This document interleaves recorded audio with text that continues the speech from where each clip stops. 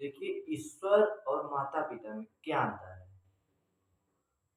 देखिए, माता-पिता आपके मालिक हैं और ईश्वर इस संसार का मालिक है और उसी संसार में हम भी हैं, तो हमारा मालिक भी ईश्वर हुआ।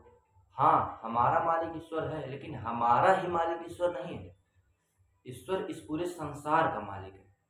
हमारा ही मालिक हमारे माता-पिता हैं।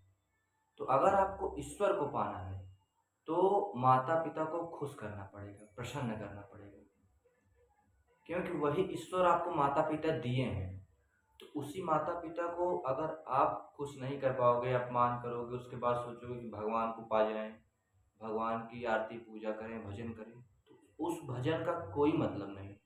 अगर आपके माता-पिता आपसे खुश नहीं हैं, प्रसन्न नहीं हैं, तो भक्ति का प्रभाव आपके जीवन में कुछ भी नहीं पड़ेगा। क्योंकि माता-पिता सर्वोत्तम है। सबसे पहले माता-पिता, उसके बाद ईश्वर। क्योंकि पहली सीढ़ी माता-पिता, उसके बाद ईश्वर। आप माता-पिता को खुश करते हो तो ईश्वर को पाने में आपको आसानी होगी। और लेकिन अगर आपके दिमाग में ये है कि ईश्वर को की खोज में निकल जाएँ, माता-पिता ऐसे पड़े रहें, तो ये भी गलत है। ये बिल्कुल गलत है, आप ईश्वर को भी नहीं पा सकते। तो ईश्वर आपसे एक ही प्रश्न करेगा कि जब तुम अपने माता-पिता के नहीं हुए, जो तुमको जन्म दिए, तो मेरे क्या होगे? तो माता-पिता को अगर दिल से सेवा करना स्टार्ट कर दो तो और उसके बाद आप ईश्वर की पूजा करो तो देखो क्या अनुभव मिलेगा।